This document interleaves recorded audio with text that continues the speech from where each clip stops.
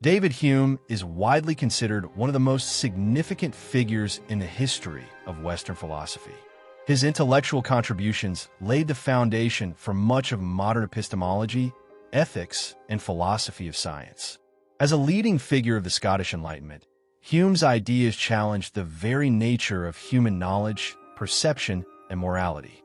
In this chapter, we aim to explore the legacy of David Hume, emphasizing his major philosophical contributions and the lasting impact his work has had on subsequent generations of thinkers.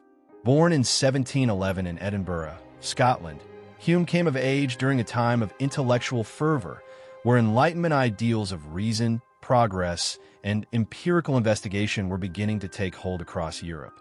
Hume's works, particularly his treatise of human nature, 1739 to 1740, encapsulated the intellectual spirit of the age, while also offering a profound critique of prevailing philosophical systems.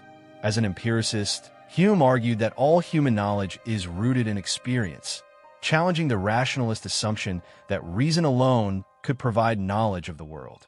Hume's skepticism about human reason and his rejection of metaphysical speculations marked him as a philosopher willing to confront uncomfortable truths. His skepticism was not only a response to the overly ambitious claims of rationalist philosophers like René Descartes, but also a challenge to the religious dogma that permeated European society. At the heart of Hume's work was a focus on the limits of human understanding and the role that custom and habit play in shaping our knowledge of the world. His skepticism extended to the very notion of causality, one of the cornerstones of scientific inquiry.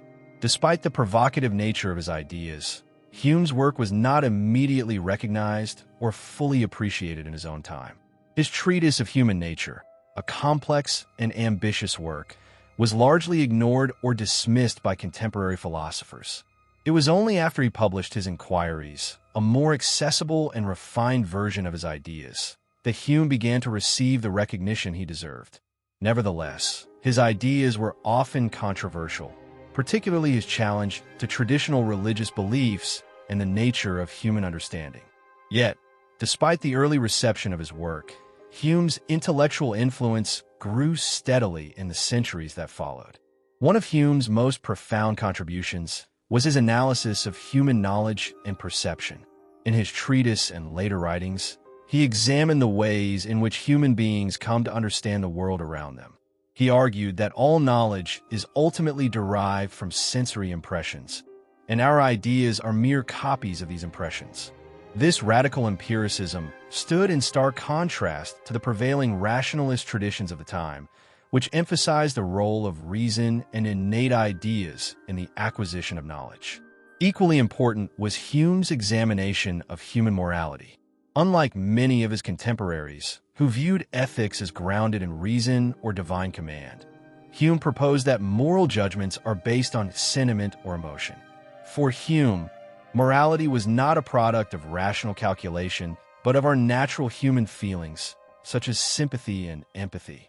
This theory of moral sentiment had far-reaching implications for the fields of ethics and political theory, influencing thinkers like Adam Smith and, later, the development of utilitarianism. In addition to his work in philosophy, Hume was also a historian of significant renown. His History of England, 1754 to 1762, was widely read and became one of the most influential historical works of the 18th century.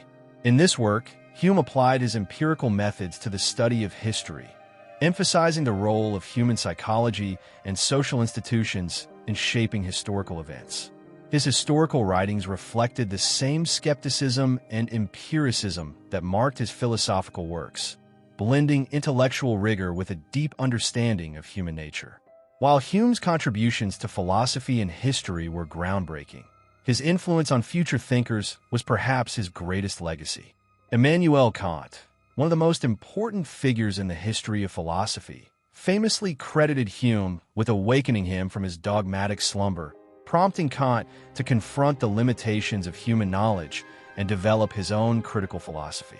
Hume's empirical approach to knowledge, his skepticism about metaphysics, and his emphasis on human psychology influenced not only Kant, but also a host of philosophers, including those in the British empiricist tradition, German idealism, and even 20th century analytic philosophy. Today, Hume's work continues to be a central topic of discussion in philosophy.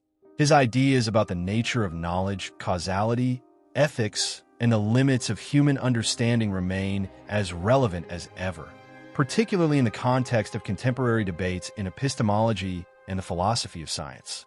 Hume's critical engagement with the nature of human cognition has also informed fields as diverse as psychology, cognitive science, and political theory.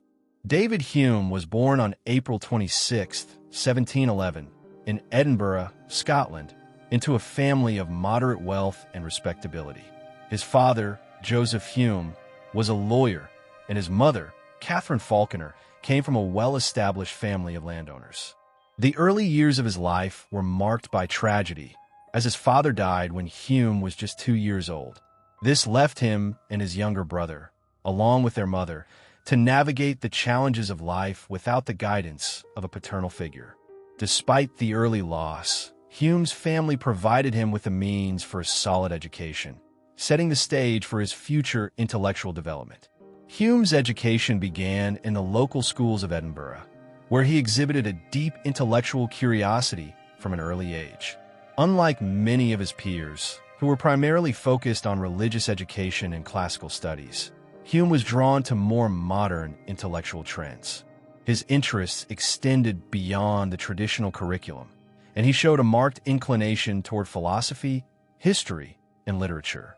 From a young age, Hume was influenced by the intellectual currents of the time, particularly those of the Scottish Enlightenment, which emphasized reason, progress, and empirical investigation. By the age of 12, Hume entered the University of Edinburgh, one of the premier academic institutions in Scotland. At the university, he was exposed to a range of subjects, including logic, moral philosophy, and metaphysics, all of which would later play a central role in his philosophical work. During his time at the university, Hume became increasingly drawn to the writings of prominent European philosophers such as René Descartes, John Locke, and George Berkeley. It was through these thinkers that Hume began to develop his own ideas about the nature of human knowledge and perception. While Hume's academic education was solid, it was his self-directed study that truly shaped his intellectual development. In a letter to a friend, Hume later recalled that his education at the university was of little use to him, as he found the curriculum too narrow and confining. Rather than following the prescribed course of study, Hume spent much of his time reading extensively on his own, immersing himself in the works of modern philosophers, especially those who challenged the prevailing views of the time.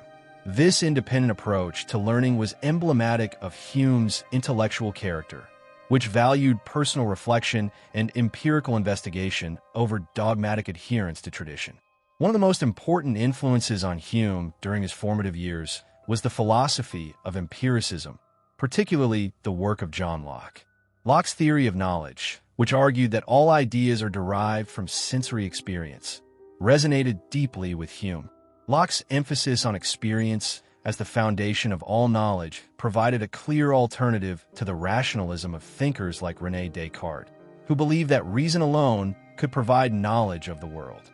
Hume would later build upon Locke's empiricist framework, developing his own theory of knowledge and perception that would challenge the very nature of human understanding.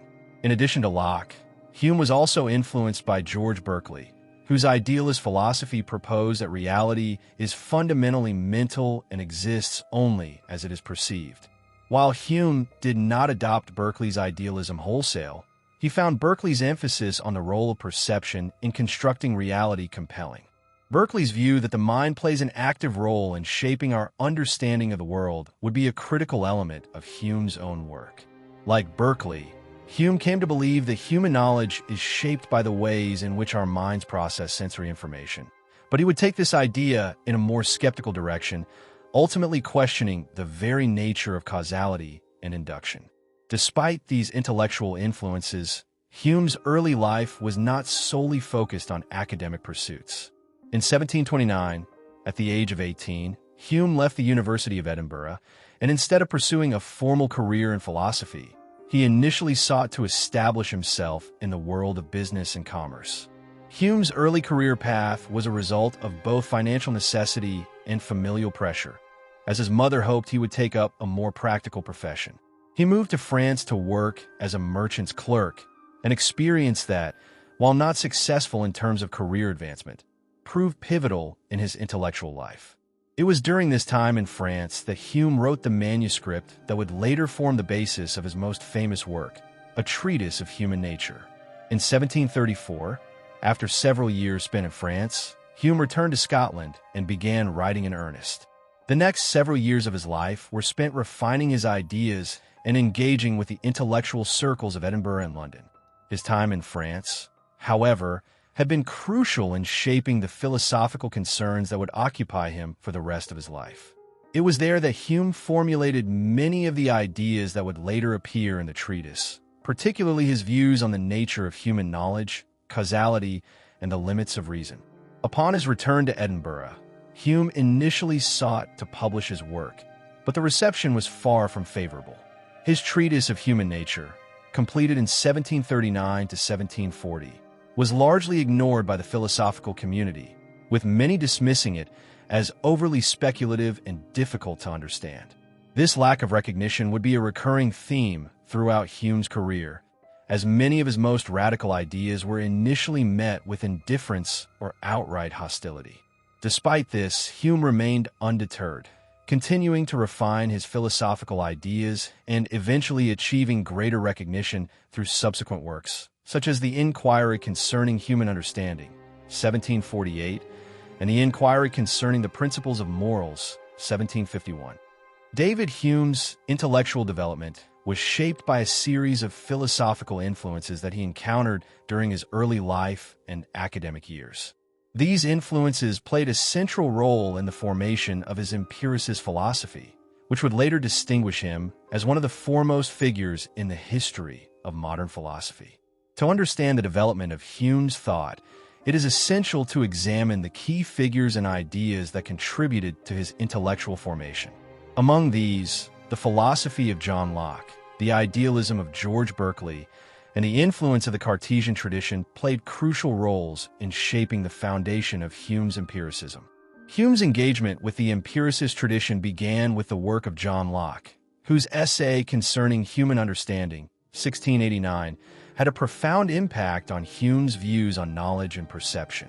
Locke's central thesis was that human knowledge is derived from experience, which he categorized into two types: sensation, the direct experience of the external world through our senses, and reflection, the internal experience of our own mental states. Locke rejected the rationalist view that certain knowledge could be gained through reason alone, instead asserting that all ideas must ultimately trace back to sensory impressions. This radical departure from rationalist thought provided Hume with a framework for understanding the acquisition of knowledge, one that he would later develop and refine in his own works. For Hume, Locke's emphasis on experience as the source of all knowledge was foundational. However, Hume would push Locke's ideas further by developing a more systematic account of the nature of human perception. While Locke had maintained a distinction between simple and complex ideas, Hume would go on to argue that all human ideas are derived from sensory impressions, which are the raw data of experience. Hume's distinction between impressions, vivid, direct experiences, and ideas, fainter copies of impressions, became one of the central tenets of his philosophy. This distinction laid the groundwork for his empirical investigation into the nature of human knowledge, perception, and understanding. In addition to Locke, Hume was influenced by George Berkeley, whose idealist philosophy proposed that the material world exists only insofar as it is perceived by the mind. Berkeley's famous dictum, esse is percipi, to be is to be perceived, rejected the notion of material substance as an independent reality. For Berkeley, reality was fundamentally mental, and objects existed only as ideas in the minds of perceivers. While Hume did not adopt Berkeley's idealism in its entirety, he was deeply influenced by Berkeley's emphasis on perception and the role of the mind in shaping our experience of the world. Berkeley's philosophy encouraged Hume to investigate the nature of human perception more closely, particularly the ways in which the mind constructs reality from sensory impressions. Although Hume did not follow Berkeley's idealist framework, he shared with him a deep skepticism about the ability to know the external world directly. For Hume, knowledge was always mediated by the mind's processing of sensory data, and he would go on to question the very basis of causality, which had long been considered one of the fundamental principles of knowledge. Hume's skepticism about causality was partly influenced by his readings of both Locke and Berkeley. Whereas Locke had accepted causality as a necessary connection between events, Hume would challenge this assumption by showing that our belief in causality is not based on reason or empirical evidence, but on habit and custom. Another key influence on Hume was the tradition of Cartesian philosophy, particularly the work of René Descartes. Descartes' Meditations on First Philosophy, 1641, sought to establish a secure foundation for knowledge by doubting everything that could possibly be doubted. Descartes famously concluded that the only thing that could not be doubted was his own existence as a thinking being, cogito ergo sum. While Hume was critical of Descartes' rationalist approach, he was nonetheless influenced by the Cartesian commitment to clear and distinct ideas as the foundation of knowledge. Hume's response to Descartes was to turn the focus away from abstract reason and to emphasize the empirical investigation of human nature and experience. One of the most significant aspects of Descartes' philosophy that Hume engaged with was the problem of the mind-body relationship, which Descartes had framed as a dualistic problem. Descartes posited that the mind and body were distinct substances, and it was through the mind's clear and distinct ideas that knowledge of the world was possible. Hume, however, rejected this dualism and, in contrast to Descartes, argued that the mind is not an independent substance, but rather a bundle of perceptions.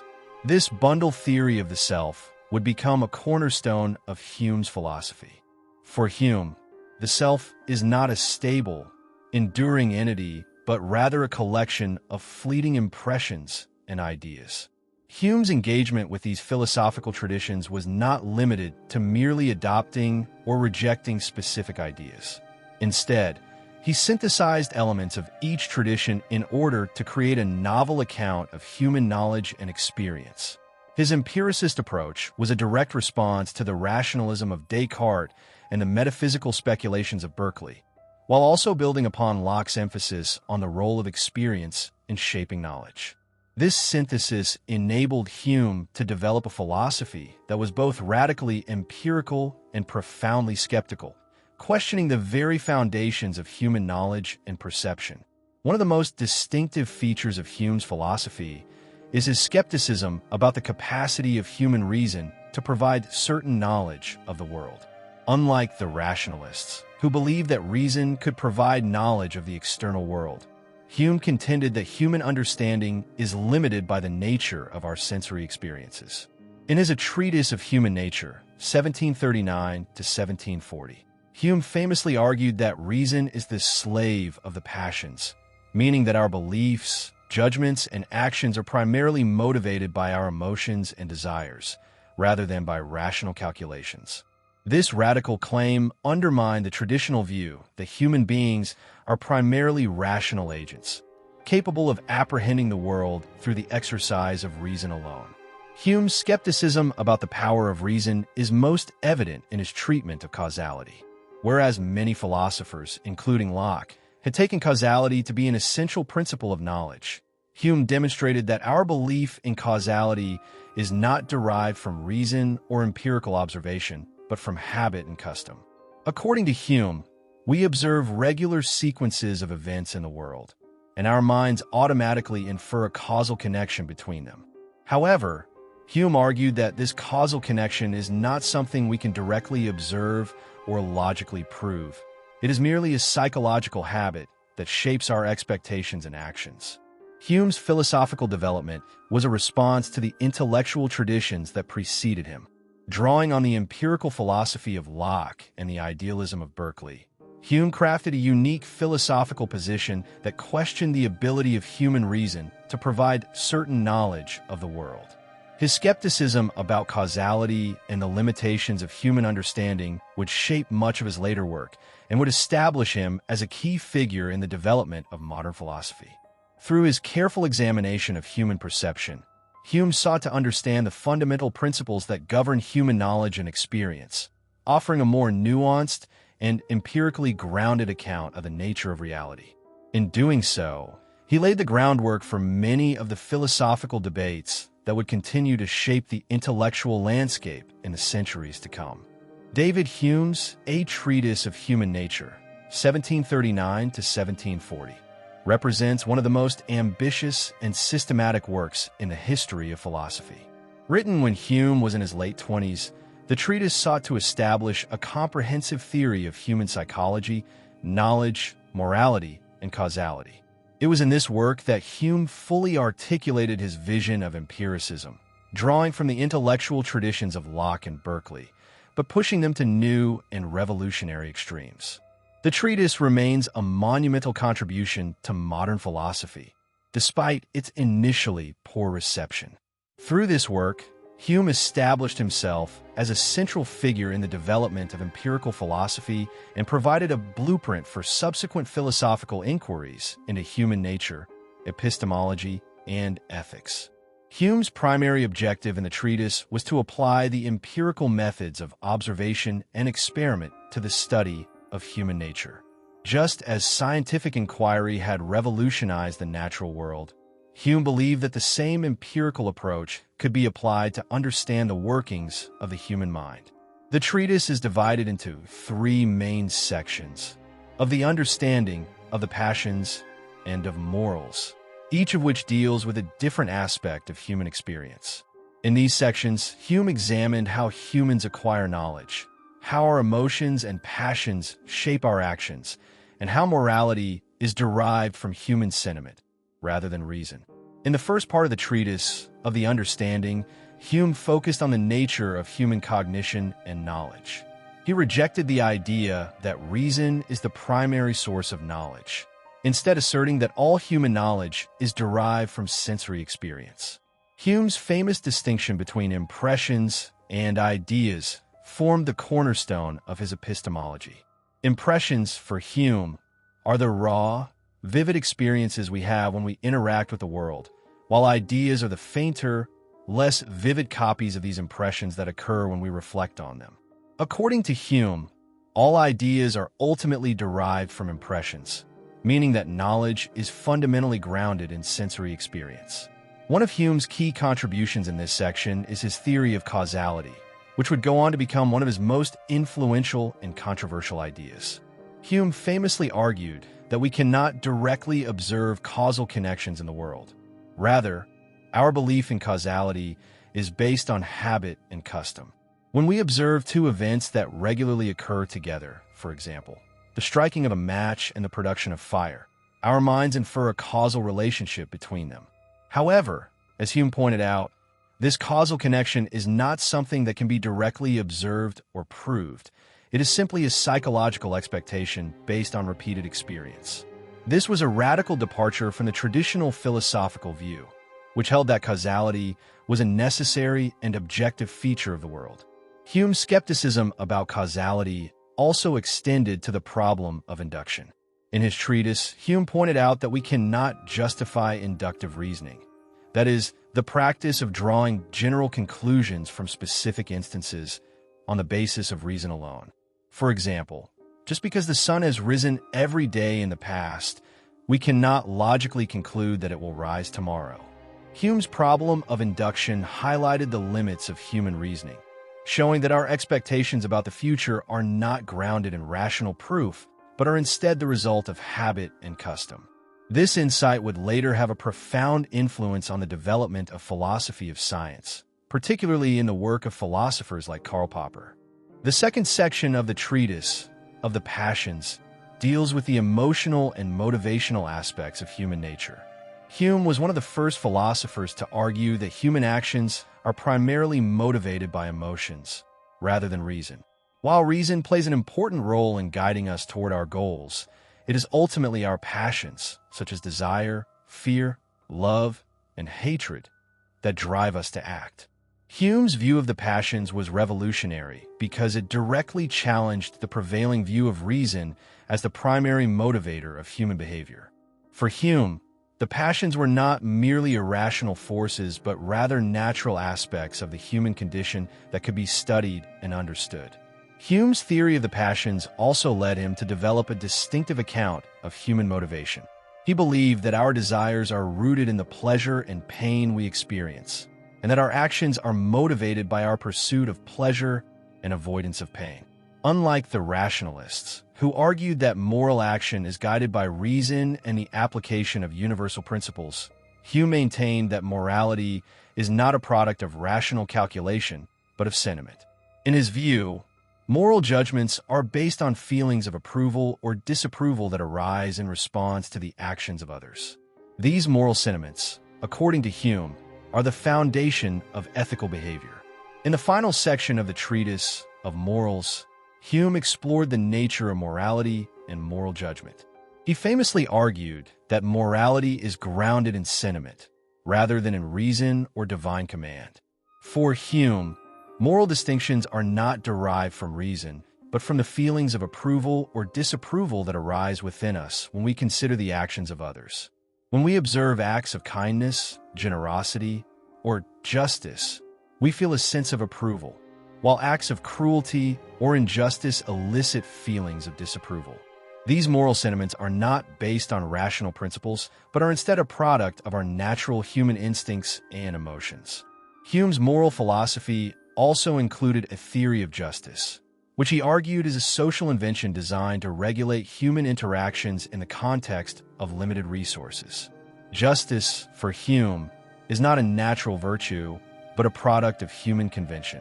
It arises out of the need for cooperation and mutual benefit in society. By understanding the nature of justice in this way, Hume was able to explain how moral and legal systems emerge from human sentiment and social practice, rather than from abstract principles or divine commands. Although the treatise was initially met with indifference and criticism, its radical ideas would go on to shape the course of modern philosophy.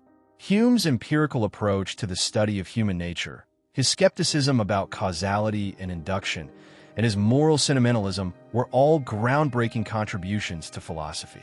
In many ways, the treatise laid the groundwork for subsequent developments in epistemology, ethics, and the philosophy of science. His emphasis on the limits of human reason and the importance of experience in shaping our understanding of the world would resonate in the work of later philosophers, including Immanuel Kant, who famously claimed that Hume had awakened him from his dogmatic slumber. The treatise also marked a turning point in Hume's intellectual career.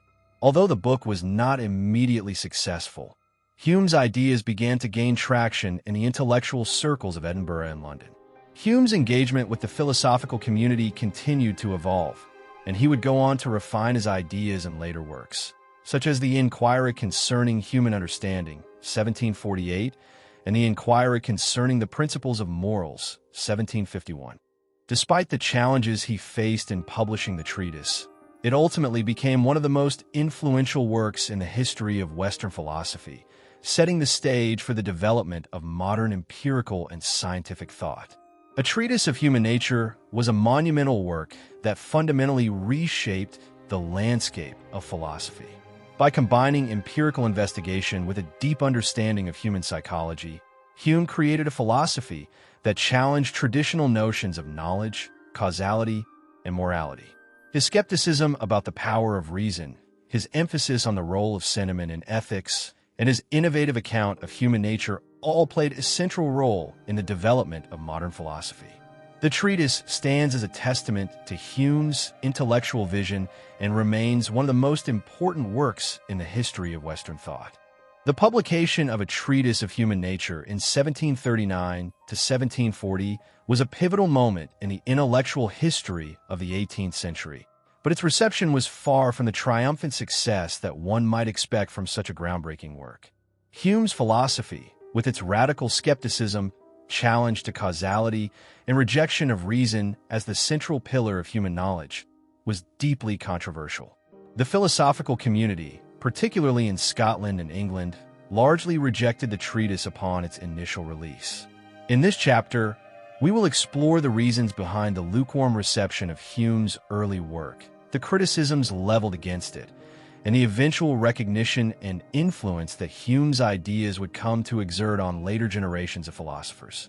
The initial reception of the treatise was, by Hume's own admission, disappointing. In his autobiography, he reflects on how the book was met with the most determined opposition and the general indifference of the public to its radical claims. Although the treatise demonstrated Hume's brilliant intellect and groundbreaking ideas, it was difficult for many contemporaries to embrace his philosophy, especially given the dominant intellectual climate of the time. The 18th century was marked by a dominant belief in the power of reason, influenced by the Enlightenment's ideals of progress and rationality. Hume's skepticism about reason, his rejection of the idea of innate ideas, and his challenges to causality struck at the very heart of these Enlightenment ideals, and many philosophers and theologians found his ideas difficult to reconcile with the prevailing intellectual and religious orthodoxy. One of the primary sources of controversy in Hume's work was his skepticism about causality. Hume famously argued that the connection between cause and effect cannot be known a priori or empirically, as there is no logical or sensory evidence that directly proves such a connection. Instead, Hume argued that our belief in causality arises from custom and habit. When we see events occurring in regular succession, we expect one event to cause the other. This radical departure from traditional views on causality, especially in a time when causality was seen as a fundamental principle of natural science and metaphysics, was deeply unsettling to many philosophers. The challenge to the certainty of cause and effect undermined a foundational assumption about how the world works and how humans come to know and understand it. Another key aspect of Hume's work that provoked criticism was his rejection of the idea that reason is the ultimate guide for human action. Hume famously stated that reason is and ought only to be the slave of the passions, suggesting that our emotions and desires play a far more important role in guiding our behavior than reason or rational calculation. For many Enlightenment thinkers, reason was regarded as the pinnacle of human capacity, the means by which humans could rise above their animal instincts and achieve moral and intellectual progress. Hume's suggestion that emotions, rather than reason, determine much of human behavior was, for many of his contemporaries, a deeply troubling view. It seemed to undercut the Enlightenment faith in human reason's ability to shape moral and political life. The implications of Hume's skepticism were not limited to the realm of epistemology or ethics. His challenge to traditional metaphysical assumptions also sparked heated debates. For example, Hume's rejection of the idea of a permanent self was a radical departure from traditional views of personal identity. In the treatise, Hume famously argued that the self is not a stable, enduring substance, but a collection of fleeting impressions and ideas.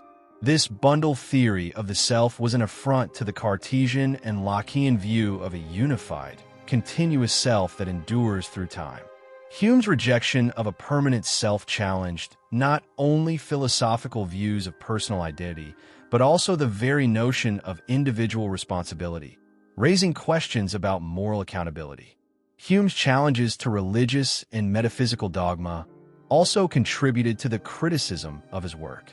The religious establishment, particularly in Scotland, viewed Hume's philosophy as a direct threat to Christianity. His skepticism about causality and the limits of human reason undermined traditional arguments for the existence of God and the possibility of miracles. In his Inquiry Concerning Human Understanding, 1748, Hume famously argued that the evidence for miracles is always weak, as it relies on testimony, which can be prone to error or exaggeration. The implications of this for religious belief were profound, and many theologians reacted to Hume's work with hostility, accusing him of promoting atheism or undermining faith. Despite the harsh reception, Hume's work did not go entirely unnoticed. Over time, his ideas began to find a sympathetic audience among a select group of intellectuals. One of the key figures who recognized the significance of Hume's philosophy was the German philosopher Immanuel Kant. Kant famously stated that Hume awoke me from my dogmatic slumber, referring to how Hume's skepticism about causality and the nature of knowledge forced Kant to reconsider his own assumptions about metaphysics and epistemology. In this sense, Hume's work had a profound indirect impact on the development of German idealism and the subsequent philosophical tradition. Kant's critique of pure reason, which sought to reconcile empiricism and rationalism, was in many ways a response to the challenges posed by Hume's radical empiricism. In Britain, Hume's work gradually gained recognition through his more accessible and polished writings. After the failure of the treatise, Hume wrote The Inquiry Concerning Human Understanding, 1748, a more concise and refined version of many of the arguments found in his earlier work.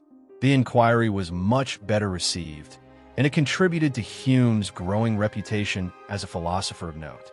Hume's ability to present complex ideas in a more accessible manner allowed his work to gain traction among intellectuals who had been put off by the dense and systematic nature of the treatise. The Inquiry retained much of the skepticism and empiricism of the treatise, but presented it in a form that was more palatable to a wider audience. The gradual recognition of Hume's work was also aided by his ability to cultivate personal relationships with influential thinkers. Hume was an active participant in the intellectual circles of Edinburgh and London, where he corresponded with leading philosophers, historians, and writers. His friendship with figures like Adam Smith and Edward Gibbon helped to secure his place within the intellectual community. Additionally, Hume's historical writings, particularly his History of England, 1754 to 1762, earned him a degree of popular success and established him as a respected public intellectual, even as his philosophical work continued to provoke debate. By the latter part of his life, Hume had established himself as one of the leading figures in British philosophy. His ideas had begun to permeate philosophical discourse, and his work influenced a range of thinkers across Europe.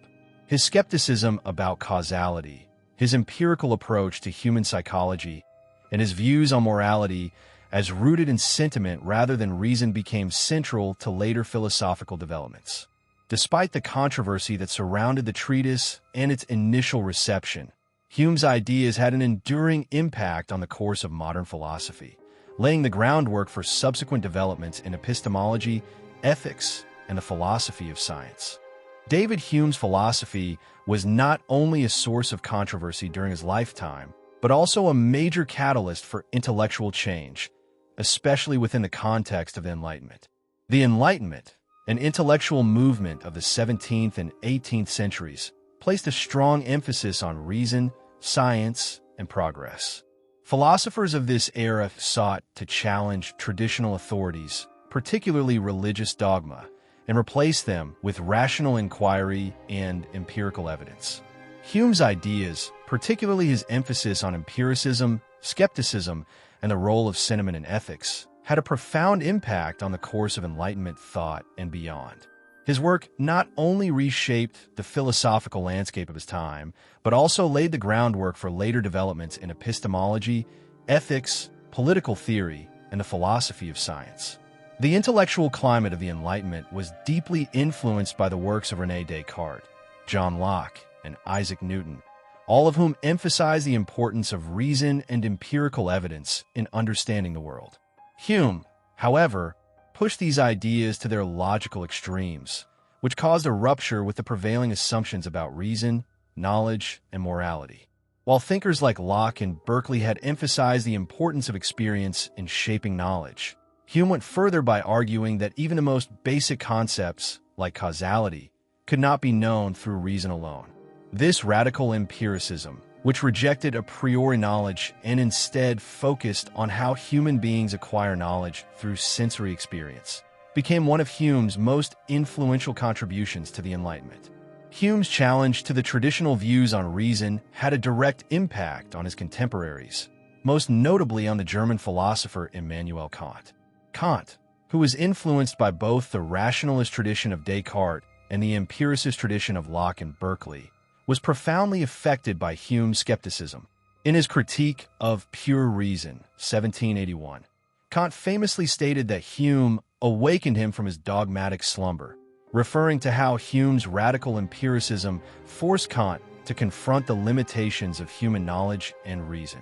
Kant's critical philosophy sought to reconcile empiricism and rationalism by asserting that while knowledge begins with experience, it is shaped by the structures of the mind. Hume's influence on Kant was profound, as Kant sought to overcome the skepticism that Hume had introduced regarding causality, knowledge, and metaphysics. In addition to his influence on Kant, Hume's work had a lasting impact on the development of British philosophy, particularly on the philosophical outlook of later thinkers such as John Stuart Mill, Jeremy Bentham, and George Berkeley. Hume's skepticism about the power of reason and his focus on human psychology as the foundation of moral and political theory influenced the development of utilitarianism, an ethical theory that emphasized the greatest happiness for the greatest number. Jeremy Bentham and John Stuart Mill, key proponents of utilitarianism, were deeply influenced by Hume's ideas on human motivation, emotions, and the role of sentiment in ethical decision-making. While Bentham and Mill focused more on the consequences of actions and moral philosophy, they shared Hume's belief that morality was rooted in human feelings rather than abstract rational principles. Hume's influence on political philosophy was also significant. While he was not primarily a political theorist, his ideas on human nature, society, and justice contributed to the development of modern political thought. Hume's skepticism about the power of reason and his emphasis on the role of custom and tradition in shaping human behavior laid the groundwork for later political theorists who sought to understand the development of legal and political systems. Hume's views on justice, in particular, were crucial to the development of social contract theory. He argued that justice arises not from abstract reason or moral principles, but from social conventions designed to promote stability and cooperation.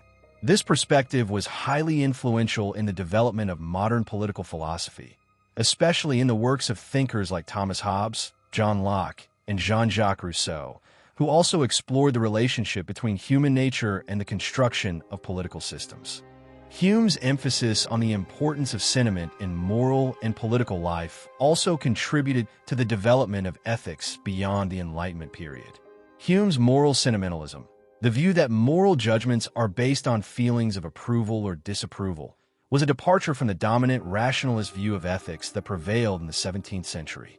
His focus on sentiment as the basis for moral judgments would later inspire the development of emotivism and other theories of ethics that emphasize the role of emotions in moral decision-making.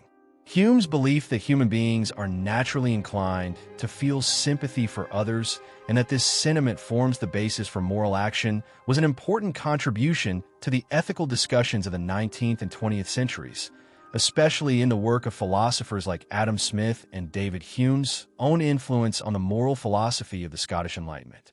Hume's philosophical work also had a lasting impact on the development of the philosophy of science. Hume's skepticism about inductive reasoning, famously expressed in his problem of induction, raised important questions about how scientific knowledge is justified.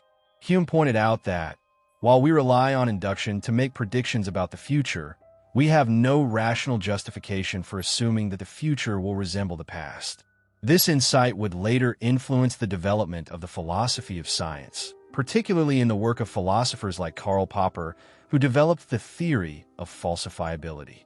Popper's critique of inductive reasoning and his emphasis on the falsifiability of scientific hypotheses were directly influenced by Hume's skepticism about the limits of human reason and the reliability of inductive inferences. Another area where Hume's influence was significant was in the field of epistemology, particularly in the development of empiricism and the philosophy of mind. Hume's theory of knowledge, which asserted that all ideas are ultimately derived from sensory impressions, became a central theme in subsequent discussions about the nature of perception and consciousness. His distinction between impressions and ideas, along with his emphasis on the empirical roots of knowledge, set the stage for later developments in the philosophy of mind, particularly in the works of philosophers like John Stuart Mill and William James. Hume's focus on the role of experience in shaping human cognition influenced the development of empiricism and behaviorism in the 19th and 20th centuries, and his work continues to be an important reference point in contemporary debates about the nature of knowledge and consciousness. Hume's ideas also had a significant influence on the development of historical writing. Hume's History of England, which spanned multiple volumes and covered the history of England from the Roman invasion to the Glorious Revolution, became one of the most influential historical works of the 18th century. Hume's approach to history was deeply empirical. He sought to understand historical events not through theological or metaphysical speculation, but through careful attention to historical facts, documents, and the behavior of individuals and societies. This empirical approach to history influenced later historians, such as Edward Gibbon, who admired Hume's method of historical inquiry and adopted many of his principles in writing the history of the decline and fall of the Roman Empire. Hume's influence on the Enlightenment extended beyond the realm of philosophy into broader cultural and intellectual movements. His skepticism, empirical approach, and moral philosophy became central tenets of the Enlightenment project, which sought to promote human progress through reason, science, and individual freedom. Hume's influence on moral philosophy, political theory, and the philosophy of science provided a framework for later generations of thinkers to build upon and challenge. In many ways, Hume's intellectual legacy was a catalyst for the intellectual and cultural transformations of the 18th and 19th centuries. The legacy of David Hume in modern philosophy is immense, and his influence extends well beyond his own time. Hume's contributions to epistemology, ethics, metaphysics, and philosophy of science have made him a central figure in the history of philosophy. While he was initially met with resistance and criticism, particularly for his skeptical approach to human knowledge and his challenge to causality, Hume's ideas would ultimately leave a lasting imprint on the development of modern philosophy. This chapter will explore the ongoing relevance of Hume's thought, his influence on contemporary philosophical movements, and the ways in which his ideas continue to challenge and inspire modern thinkers. Hume's skepticism about human knowledge, especially his critique of the idea that we can know anything with absolute certainty, has had profound implications for modern epistemology. Hume's problem of induction, his argument that we cannot rationally justify the assumption that the future will resemble the past, remains one of the central issues in contemporary philosophy of science. In his A Treatise of Human Nature, Hume famously argued that we have no logical or empirical basis for the assumption that the laws of nature will hold in the future as they have in the past. This challenge to the justification of inductive reasoning has sparked ongoing debates in philosophy of science, particularly regarding the nature of scientific laws, the reliability of empirical evidence, and the limits of human knowledge. One of the most significant ways in which Hume's ideas continue to influence modern philosophy is through their impact on the development of empiricism. While Hume was not the first empiricist, his radical form of empiricism went further than his predecessors, such as John Locke and George Berkeley, by rejecting any reliance on innate ideas or a priori reasoning. For Hume, all knowledge originates from sensory experience, and any ideas we have are ultimately derived from the impressions we receive from the external world. This emphasis on the role of experience in shaping human knowledge laid the groundwork for later empiricists and naturalists, including the British philosopher John Stuart Mill and the American pragmatists such as William James and Charles Sanders Peirce. The empirical tradition, which prioritizes observation, experience, and evidence in the formation of knowledge, owes much to Hume's radical empiricism. Hume's impact on moral philosophy also remains central to contemporary ethical theory. His moral sentimentalism, which argued that moral judgments are based on human feelings of approval and disapproval rather than abstract rational principles, has had lasting consequences for the development of ethics. Hume's view that moral judgments are not based on reason, but on sentiment, paved the way for later ethical theories that emphasize emotions and social relations, such as those espoused by Adam Smith, who was influenced by Hume's thinking on sympathy. Furthermore, Hume's insistence that morality is grounded in human nature rather than in divine command or reason has been influential in the development of naturalistic accounts of ethics. The focus on human emotions, empathy, and sympathy in moral decision-making remains a key theme in modern ethical theory, especially in virtue ethics and care ethics, which emphasize the importance of human relationships and emotional engagement in moral life. In the realm of political philosophy, Hume's skepticism about human reason and his emphasis on the role of custom and tradition in shaping social institutions continue to shape modern discussions about justice, democracy, and political order. Hume's views on the origin of justice in government, his argument that justice arises from social conventions designed to ensure cooperation and stability rather than from an inherent rational principle, have influenced the development of social contract theory and later political thinkers such as Thomas Hobbes, John Locke, and Jean-Jacques Rousseau. More recently, Hume's emphasis on the importance of tradition and custom in political life has influenced conservative political thought, particularly in the work of Edmund Burke, who argued for the importance of established traditions and institutions in preserving social stability. Hume's challenge to metaphysics also continues to be a crucial part of his legacy in modern philosophy. Hume's rejection of the notion of a permanent self, his denial of the possibility of knowing the true nature of causality, and his critique of metaphysical speculation were all groundbreaking.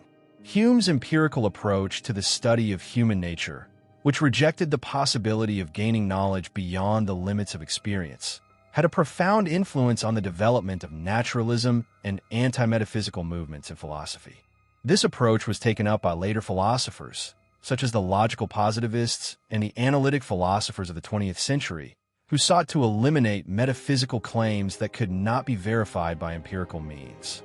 Even today, Hume's anti-metaphysical stance remains influential in contemporary debates about the nature of reality and the limits of human knowledge. Perhaps one of the most enduring aspects of Hume's legacy is his emphasis on the role of skepticism in philosophy. Hume's skeptical approach to knowledge, causality, and reason challenges us to confront the limits of human understanding. His skepticism, particularly regarding the justification of inductive reasoning, forces us to ask whether we can ever truly know anything with certainty or whether all knowledge is ultimately fallible. This kind of skepticism has been embraced by contemporary philosophers, especially in the field of epistemology, where questions about the nature of belief, justification, and knowledge are central. Hume's skepticism has also influenced philosophical movements, such as postmodernism, which questions the possibility of objective knowledge and challenges the traditional distinctions between fact and interpretation. Hume's work also had a significant influence on the development of psychology. His empiricist approach to human nature and his focus on the role of impressions and ideas in the formation of knowledge laid the groundwork for later psychological theories. In particular, Hume's exploration of human emotions, passions, and the role of sentiment in moral judgment had a lasting impact on the field of psychology, especially in the development of the study of emotions and affective states. Hume's insights into human nature, especially his claim that human behavior is driven more by sentiment than reason, continue to be relevant in contemporary psychology, where there is growing recognition of the importance of emotions in shaping behavior, cognition, and decision-making. Hume's work also had a lasting influence on the philosophy of history. His History of England became one of the most widely read historical works of the 18th century and remains an important reference for historians today. Hume's empirical approach to history, which emphasized the importance of careful observation of historical facts and events, rather than speculative theories, set a new standard for historical inquiry. His focus on human nature and the role of custom and social conventions in shaping historical events continues to shape historical methodology today, particularly in the study of social and cultural history. Hume's approach to history as a science, grounded in empirical observation and historical facts, had a profound impact on the development of modern historical scholarship. Hume's philosophy also has important connections with contemporary debates in the philosophy of mind. His distinction between impressions and ideas, and his focus on the empirical origins of human thought and perception have influenced modern theories of consciousness and cognition. Hume's skepticism about the ability of reason to provide certain knowledge about the mind has been echoed in contemporary discussions about the limitations of introspection and the complexity of human consciousness. Moreover, his view that human beings are primarily driven by passions and emotions, rather than by reason alone, has influenced recent work in cognitive science and emotional psychology, which emphasize the role of emotion in decision-making and perception. Finally, Hume's philosophical contributions continue to have an impact on contemporary discussions about science, particularly in the philosophy of science. His skepticism about inductive reasoning and his challenges to the justification of scientific knowledge continue to influence debates about scientific realism, the nature of scientific laws, and the relationship between theory and observation. Hume's influence is particularly evident in the work of philosophers like Karl Popper, who developed the theory of falsifiability in response to Hume's critique of induction, and Thomas Kuhn, whose work on scientific paradigms has echoes of Hume's emphasis on the role of human convention and social context in scientific practice. One of the most provocative and enduring aspects of David Hume's philosophy is his critique of religion, particularly the concept of miracles and the rational foundation of religious belief. Hume's skepticism regarding the capacity of human reason to apprehend ultimate truths, especially in the realm of theology, represents a central strand in his broader philosophical project. Throughout his life, Hume maintained a critical stance towards religious doctrines, challenging both the arguments for the existence of God and the veracity of religious experiences. His works, especially the dialogues concerning natural religion and an inquiry concerning human understanding, provide a systematic critique of religious belief grounded in his empiricist worldview. In this chapter, we will explore Hume's critique of religion, his arguments against miracles, and the implications of his thought for contemporary discussions on faith, reason, and the limits of human knowledge. At the heart of Hume's critique of religion is his empiricist philosophy, which insists that all knowledge is derived from sensory experience. For Hume, any belief or proposition that cannot be traced back to empirical evidence is suspect. In an inquiry concerning human understanding, Hume famously argued that all human knowledge begins with impressions, vivid sensory experiences, and is built upon these impressions through the formation of ideas. This empiricist foundation meant that any metaphysical or theological claims about the existence of God, the soul, or the afterlife, which could not be grounded in sensory experience, were inherently dubious. Hume was not alone in critiquing religion during the Enlightenment, but his skepticism about religious knowledge and his insistence on the limits of reason set him apart from other thinkers of the period.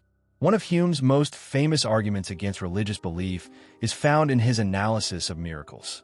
In an inquiry concerning human understanding, Hume argued that a miracle, a violation of the laws of nature, is, by definition, highly improbable. He contended that we are always more justified in believing that a reported miracle is the result of human error, deception, or misunderstanding rather than an actual breach of the natural order. In his now famous passage, Hume states that no testimony is sufficient to establish a miracle, unless the testimony be of such a kind that its falsehood would be more miraculous than the fact which it endeavors to establish. For Hume, the uniformity of natural laws, based on our repeated experience of the world, makes the belief in miracles irrational. Even if a miracle were witnessed by many people or supported by strong testimony, Hume maintained that the laws of nature would weigh far more heavily in our judgment than any individual account of a miraculous event. This argument remains one of the most influential critiques of religious claims in the history of philosophy. Hume's skeptical stance on miracles challenges religious traditions that rely on miraculous events as evidence of divine intervention. His position highlights the tension between empirical reasoning, which demands evidence rooted in experience, and religious narratives, which often depend on supernatural explanations that are outside the scope of human perception. Hume's critique raises broader questions about the epistemological status of religious beliefs. Are they justified on the same grounds as other kinds of knowledge, or do they exist in a separate realm of untestable and unverifiable truth claims? In contemporary debates on faith and reason, Hume's challenge to miracles continues to resonate as a powerful argument for the limitations of religious knowledge. Beyond his critique of miracles, Hume also questioned the very rationality of religious belief. In Dialogues Concerning Natural Religion, Hume introduced a series of dialogues between three characters, Demi, Cleanthes, and Philo, that explore various arguments for the existence of God. Through the character of Philo, Hume expressed his skepticism about traditional arguments for God's existence, such as the argument from design. The argument from design posits that the complexity and order of the universe provide evidence of a divine creator, much like the complexity of a watch suggests the existence of a watchmaker. While Cleanthes, the character who defends the argument, argues that the world's apparent order points to a divine architect, Philo, through Hume's voice, challenges this conclusion. He points out that the universe's order could equally be explained by natural processes and that the analogy between the world and a human artifact is flawed. Hume's critique of the argument from design demonstrates his broader skepticism about religious reasoning based on analogies, as well as his belief that the human tendency to project order onto the world may be an innate psychological trait, not proof of divine intelligence. In addition to his critique of religious arguments, Hume also challenged the rational foundations of theistic belief. He was especially critical of the idea that humans could know anything definitive about the nature or attributes of God. In Dialogues Concerning Natural Religion, Hume's character Philo argues that the human mind is incapable of comprehending the divine nature, given our limited and imperfect experiences of the world. For Hume, any attempt to speak definitively about God, whether by describing divine attributes, understanding divine will, or grasping divine purpose, is inherently speculative and uncertain. This skepticism about religious knowledge is part of Hume's larger philosophical project, which consistently emphasizes the limits of human understanding. In this sense, Hume's critique of religion is not just a direct attack on religious institutions, but also a profound meditation on the epistemological boundaries of human reason. Furthermore, Hume's critique of religion was not just about the possibility of knowledge of God, but also about the psychological and social functions of religious belief. Hume understood that religion often fulfilled an important emotional and social role in human life. Religious rituals, beliefs, and communities helped individuals cope with uncertainty, suffering, and death, and they provided a framework for moral and social order.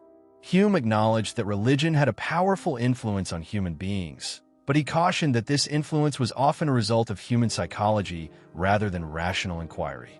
For Hume, religious beliefs were deeply rooted in human emotion and fear, and they were often perpetuated through social institutions, rather than through rational demonstration or empirical evidence. This view aligned with Hume's broader philosophy, which emphasized the role of human sentiment and emotion in shaping belief and behavior. In a broader historical and cultural context, Hume's critique of religion was part of a larger Enlightenment project that sought to challenge the authority of religious institutions and promote reason, science, and secularism. The Enlightenment thinkers were united in their desire to free human thought from the constraints imposed by religious dogma and superstition. Hume, as one of the leading figures of the Scottish Enlightenment, contributed significantly to this intellectual movement by offering a systematic, empiricist critique of religious belief. His works helped to undermine the theological foundations of traditional political authority, paving the way for more secular and rational approaches to ethics, politics, and knowledge. Despite his trenchant critique of religion, Hume did not entirely reject religion as a social phenomenon. In his later works, he acknowledged that religion could have positive effects, particularly in terms of promoting social cohesion and moral behavior. Hume's approach to religion was thus more nuanced than a simple atheistic rejection. While he questioned the intellectual validity of religious belief, he recognized its psychological and social utility.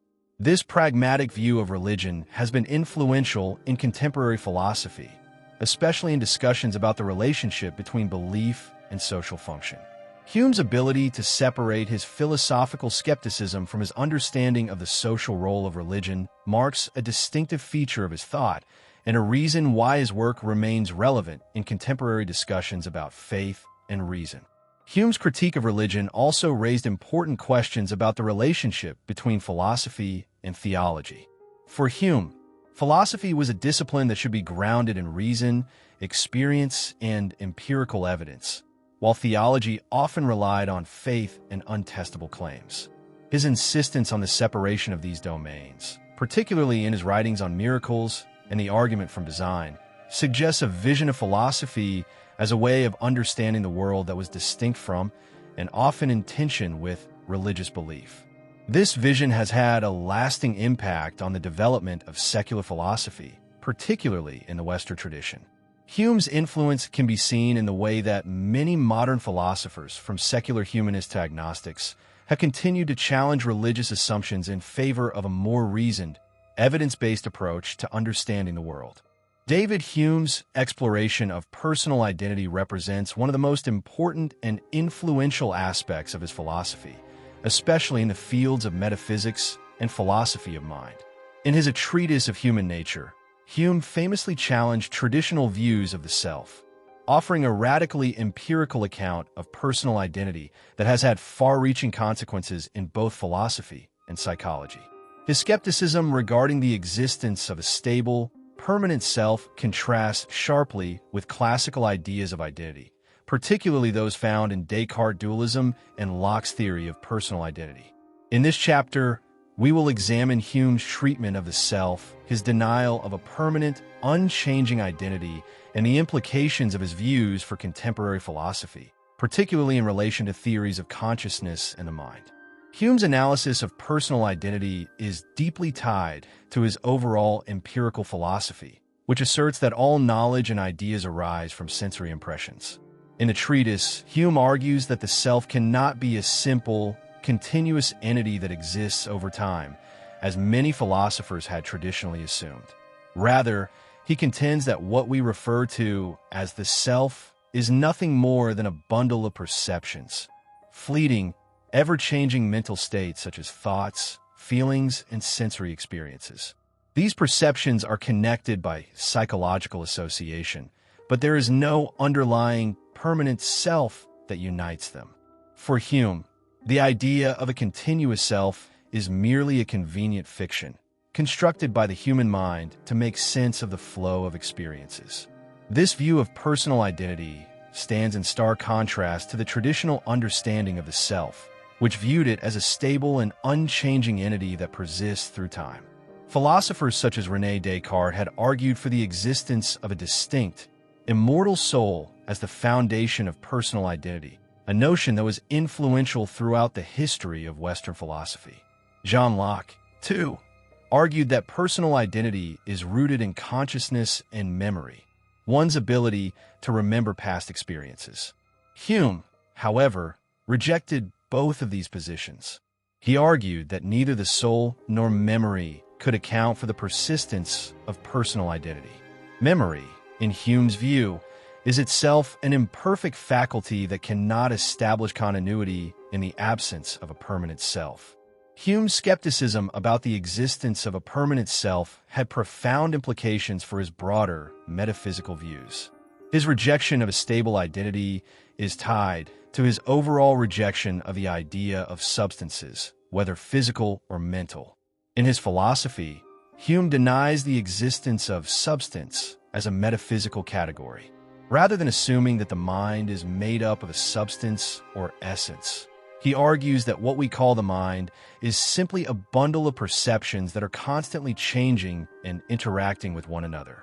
These perceptions, according to Hume, have no underlying substance or essence that holds them together. This rejection of substance as a metaphysical foundation for personal identity leads to a more fluid, process-oriented conception of the mind. Hume's critique of personal identity also extends to his analysis of the continuity of the self over time. He famously argued that our sense of personal identity over time is not based on any inherent, unchanging essence, but on a psychological habit. Human beings, Hume suggests, are psychologically predisposed to perceive continuity where there is none. This psychological tendency to link together successive perceptions and experiences gives rise to the illusion of a persistent self. However, this continuity is not an objective feature of reality, but a mental construct that emerges from the associations we make between our various perceptions. For Hume, the persistence of the self is, in essence, a psychological phenomenon rather than a metaphysical one. This radical view of personal identity has had a profound impact on subsequent philosophical debates. Hume's rejection of a permanent, enduring self set the stage for later thinkers to explore similar themes in the philosophy of mind and consciousness. For instance, Immanuel Kant, although critical of Hume's empiricism, was influenced by his critique of personal identity. Kant argued that the concept of the self is necessary for the organization of experience, though he also acknowledged that the self is not a substance. In the 20th century, the concept of the self as a bundle of experiences or a process rather than a permanent essence became central to existential and postmodern philosophy, particularly in the work of figures such as Jean-Paul Sartre and Michel Foucault. Hume's ideas about personal identity also laid the groundwork for modern discussions of the self in the context of cognitive science and psychology. Today, theories of personal identity often emphasize the fluid and constructed nature of the self, drawing on Hume's insight that the self is not a static entity, but a collection of experiences. Cognitive scientists, such as Daniel Dennett, have argued that personal identity is a dynamic process shaped by memory, perception, and narrative construction. Hume's notion of the self as a bundle of perceptions resonates with contemporary theories of the mind that emphasize the role of self-narrative in the formation of identity. For instance, in the field of psychology, narrative identity theory holds that individuals form a coherent sense of self through the stories they tell about their lives, a process that is in line with Hume's view of the self as a construction rather than a given. The implications of Hume's theory of personal identity extend beyond philosophy and psychology and into ethical and political realms as well. In ethics, the question of personal identity has been central to discussions about moral responsibility. If the self is not a stable, enduring entity, what does this mean for our understanding of personal responsibility and moral accountability? Hume's rejection of a permanent self challenges traditional notions of moral responsibility that depend on a coherent, continuous identity. For Hume, moral responsibility arises not from a stable essence or soul, but from our social practices, emotions, and sentiments. This view has influenced later ethical theories that emphasize the role of social context and human relationships in shaping moral behavior. Hume's views on personal identity also have important political implications. The notion of the self as a bundle of perceptions, without a stable, unchanging essence, leads to a more flexible, pragmatic view of political identity. In the realm of political philosophy, Hume's rejection of a permanent self aligns with his skepticism about the notion of an ideal political order. His political thought emphasizes the importance of social conventions and practices over abstract, philosophical ideals. The idea that personal identity is fluid and socially constructed also supports Hume's preference for political stability and moderation, rather than radical political change driven by ideological abstractions. His political theory is rooted in the belief that human beings are not fixed in their nature, but are shaped by social and historical circumstances, and thus, political arrangements should be flexible and responsive to the changing needs of society. Hume's philosophy of personal identity has also influenced the development of existentialist thought, particularly with regard to the concept of the self and the nature of individual experience. Existentialist philosophers such as Jean-Paul Sartre, who famously claimed that existence precedes essence, drew on Hume's rejection of a predetermined, stable self. Sartre argued that individuals must create their own identity through their actions, a view that resonates with Hume's assertion that personal identity is not something given or inherent, but something constructed through experience. Moreover, The existential emphasis on personal freedom and responsibility echoes Hume's belief that human beings are not bound by an essential nature, but are free to shape their own identity within the context of social and historical forces. Despite its profound influence, Hume's theory of personal identity has also faced significant criticism. Some critics argue that Hume's rejection of a permanent self leads to a kind of nihilism, where the very notion of personhood is undermined. If there is no stable self, they contend, then questions of moral responsibility, personal continuity, and personal meaning become incoherent. Others have critiqued Hume's emphasis on empirical observation, suggesting that his framework fails to account for the richness of human experience, particularly in the realms of introspection, reflection, and personal narrative. In response, contemporary philosophers and cognitive scientists have sought to expand on Hume's ideas, integrating them with newer understandings of consciousness, memory, and self-awareness. David Hume's contributions to philosophy have left an indelible mark on the intellectual landscape, shaping modern thought in ways that continue to influence disciplines ranging from epistemology and metaphysics to ethics and political theory. As one of the central figures of the Scottish Enlightenment, Hume's work is characterized by his radical empiricism, skepticism, and his challenge to the intellectual orthodoxy of his time.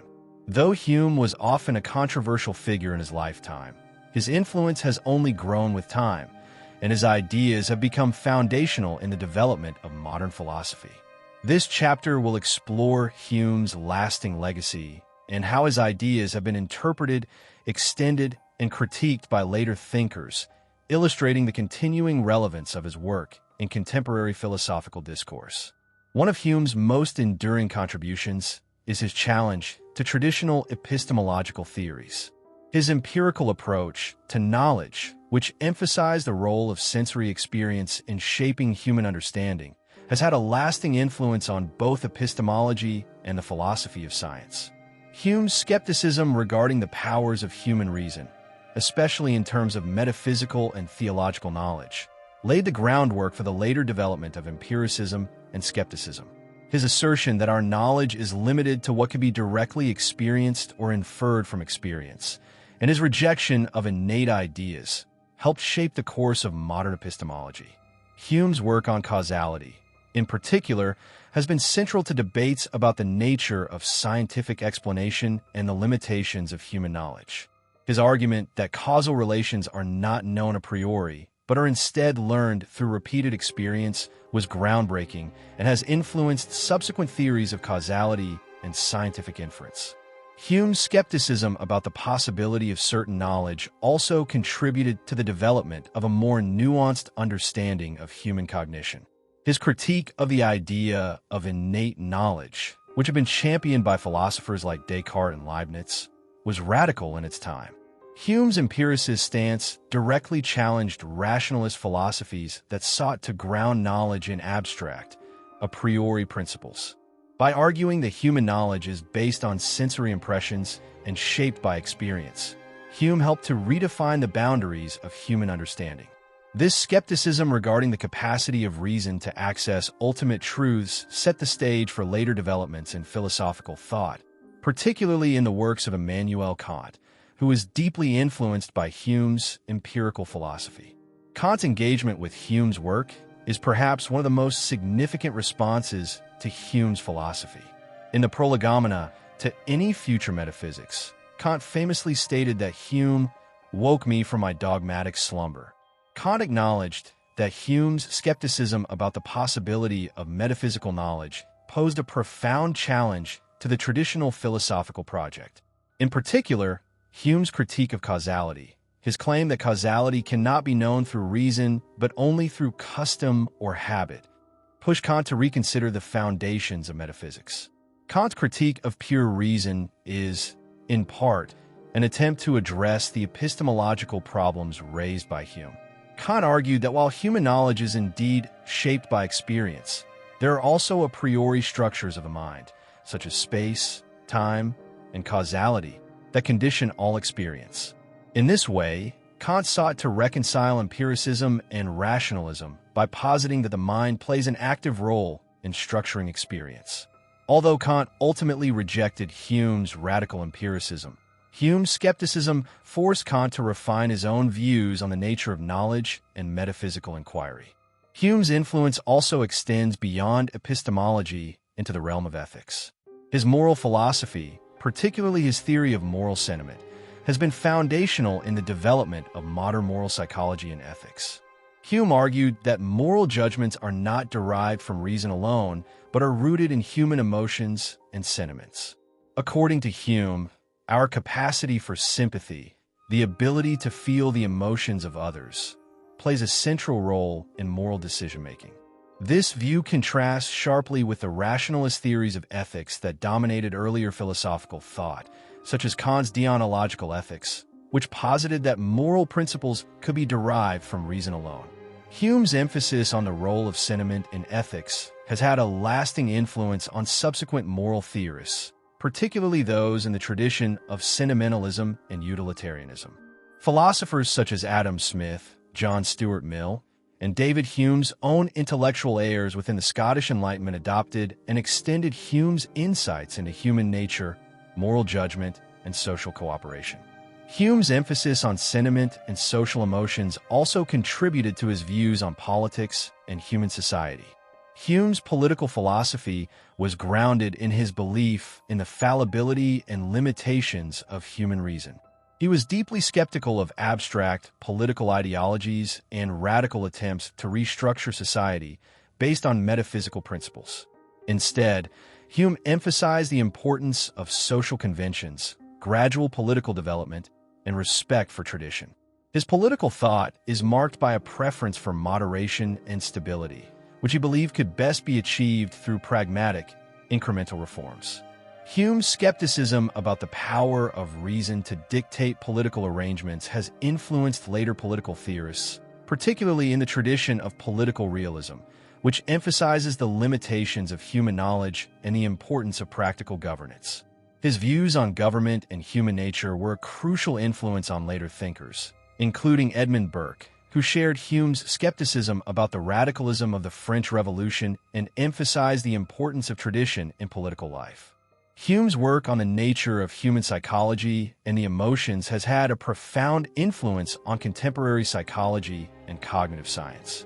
His emphasis on the role of sentiments, habits, and psychological associations in shaping human thought and behavior anticipated many of the concerns of modern psychology. For instance, Hume's ideas about the role of custom and habit in human cognition have parallels in modern theories of learning and memory. Cognitive psychologists, such as the Associationist School of Thought, have drawn on Hume's theories to explore how the mind forms connections between ideas and experiences. In addition, Hume's conception of the mind as a bundle of perceptions, rather than a stable entity, resonates with contemporary understandings of consciousness and the self. Modern theories of the self, particularly those that emphasize the fluid and constructed nature of identity, find their roots in Hume's radical empiricism and skepticism about the existence of a permanent self. In the realm of philosophy of mind, Hume's rejection of a stable, unchanging self has had a profound impact on the development of theories of consciousness.